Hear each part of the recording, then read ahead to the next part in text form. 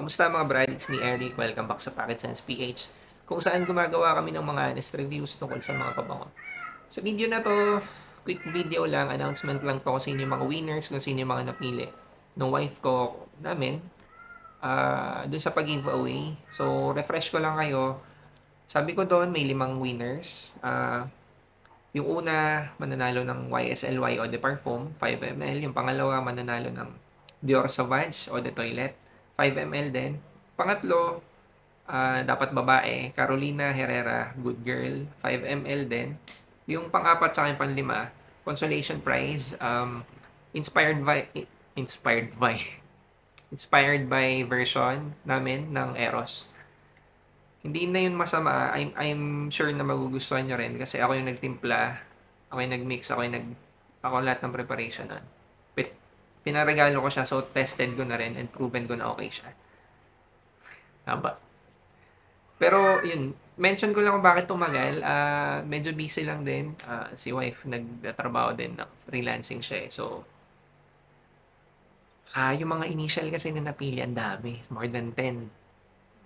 Maabot yata ng 15. So, balik kasi kami dun sa unang announcement na 5 lang.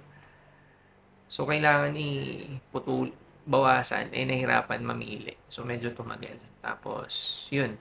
Finally ngayon, 8:51 a.m. ng Saturday, January 25, habang nire-record ko itong video, kanina lang nakapili na ng 5. Pero since sobrang dami nga nung unang napili, ang gagawin ko na lang, magdadagdag ako na isa. So, 3 yung consolation prize. I-announce ko yung mga pangalan.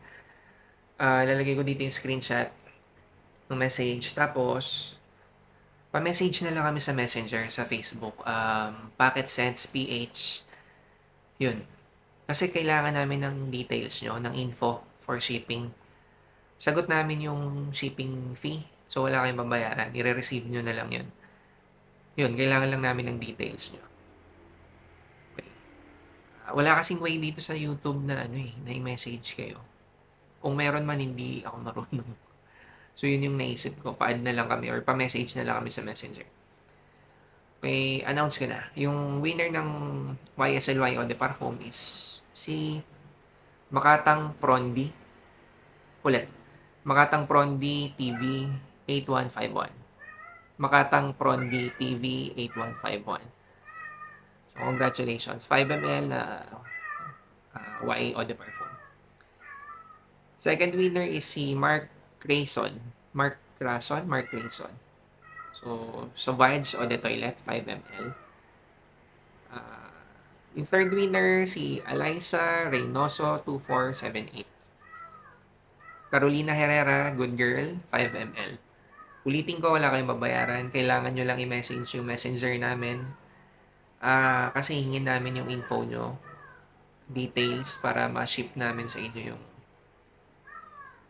napanalunan nyo. So, yun. Mabilis lang, short lang yung magiging usapan natin dun sa messenger. Kailangan lang, syempre kailangan ng proof na kayo yung ina-announce kong winner, di ba? Kahit screenshot nyo lang yung sa profile ng YouTube nyo. Yun, madali namang ma-identify. Tapos, yun, hingin lang namin yung details nyo. Anyway, okay, na-announce ko na yung 3, no? Yung sa fourth, na to? Consolation. Si Carlo, ulit. Carlo Rotao, 5785. Anyway, lalagay ko dito yung mga screenshot din. Kasi hindi ko alam, baka hindi ko nababasa ng tama eh. Panglima, si John Yuri Hidalgo 1240. John Yuri Hidalgo 1240. Congrats. So, magdadagdag ako ng pang-6. Ibig sabihin, 3 yung consolation.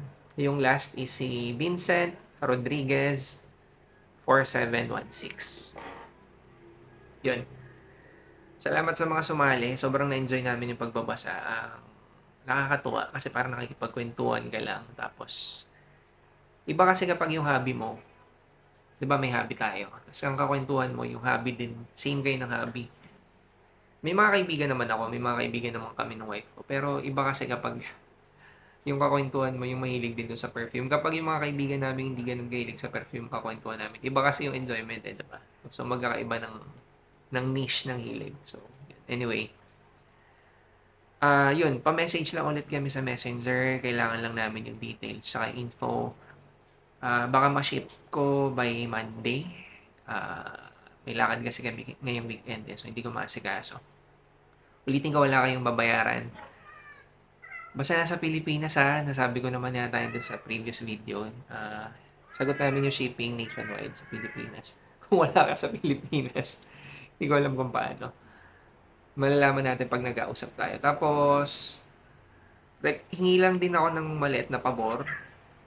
May Instagram din kami, may Shopee, may Lazada, at saka may TikTok. Hindi naman required, pero kung napapanood mo to, baka pwede nyo i-follow.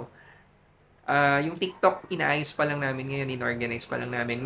Previously, may TikTok kami na, na-delete Medyo mahigpit si TikTok sa mga brands.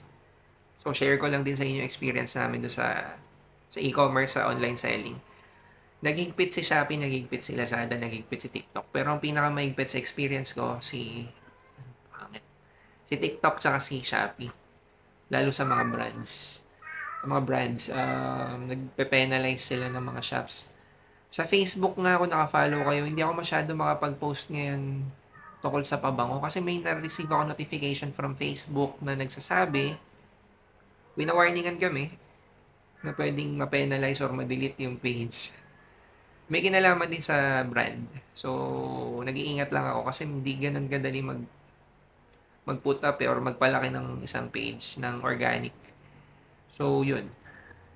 Mahaba na ulit. Hindi naman required yung pagpa-follow nyo dun sa mga social sa sinabi ko. Yung sa Instagram, ganun din, PocketSensePH. Pero kung i-follow nyo, maraming salamat. Yung mga na-announce kong nanalo, pa-message kami sa Messenger. Yun lang. Thank you.